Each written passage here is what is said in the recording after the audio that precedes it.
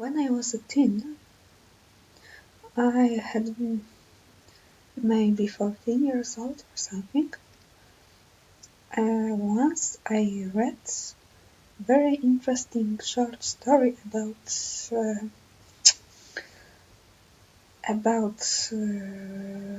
externalization. It means leaving your body. It hasn't been written by practicing occultist. I mean,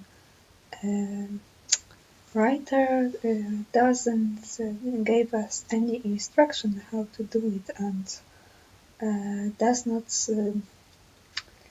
and didn't tell that such things are possible. I didn't know it was possible, so I had no instruction to follow, and I had no clue that such things are possible for the people.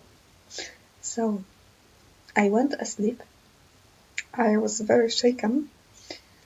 I was overwhelmed by this short story. It impressed me very much. So I went to bed, and then I woke up in the middle of the night.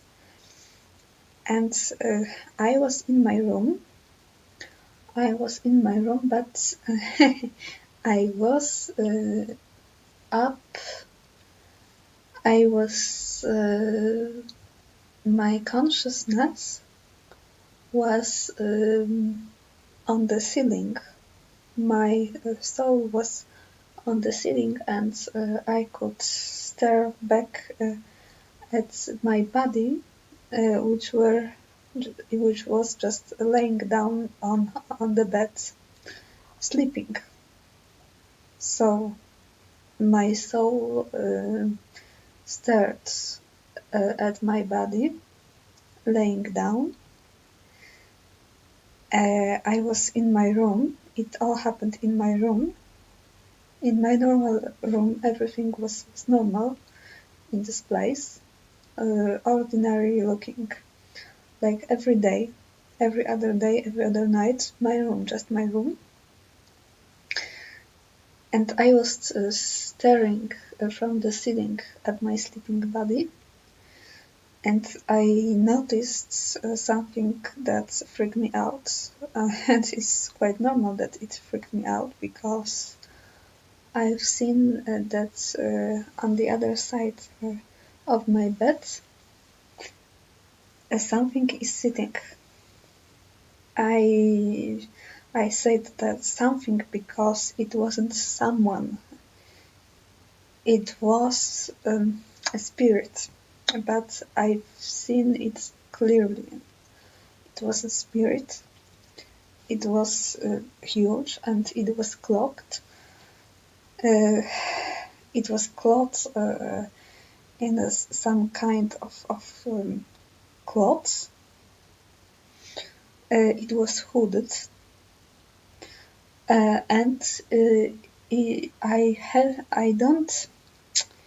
I wasn't able to see its face, because the hood was covering its head, and when you tried to stare in the face of this being, you just saw its void, emptiness, and darkness instead of the face. And this being was holding a huge scythe. I think that my spelling is not very bad, but the scythe is used to harvest the fields. I mean this kind of tool. So I realized that this is just death, the spirit of death. I was very shocked and nervous. It freaked me out so badly. I thought to myself, because at this time I didn't believe in God, I was an unbeliever.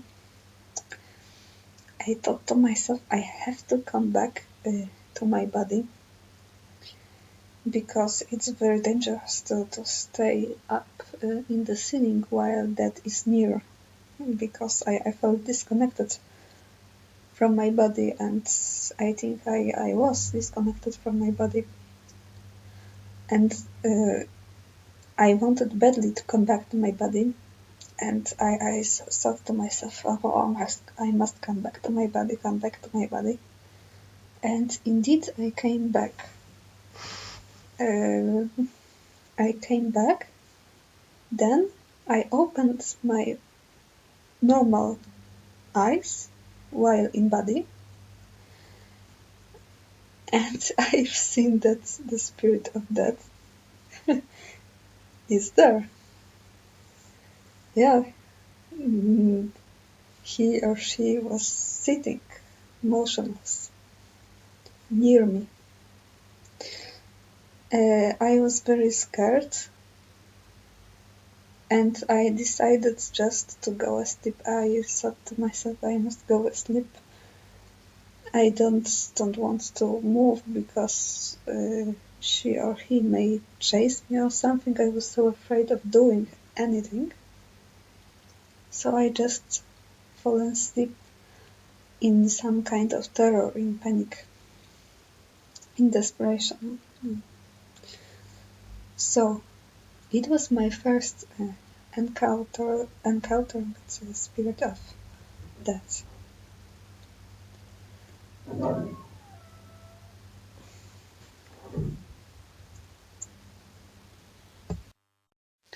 My second encounter with the spirit of death wasn't already my encounter, and it wasn't so direct like the first one, but lately my uncle died, and I've seen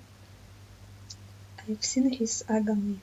I've been I've been with him near his bed while he was just passing to the other side. And uh, he was recognizing us, and then he fell away to a sort of raving. He was crossing to the other side. We've seen it clearly that it happens. But what happened? He was just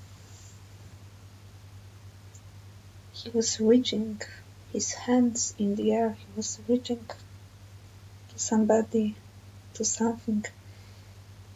He was pointing his fingers. He was pointing his finger at something nobody could ever see. Nobody seen this thing he was pointing at but him. So he was pointing in utter terror at this thing, and he said, "Death is here. Death is here." He said so. So the spirit of death approached his bed, and he seen this spirit as he was crossing the other side, that nearly nobody believes in, since they themselves come to the other side, and since they themselves are crossing to the other side, to the spiritual realm.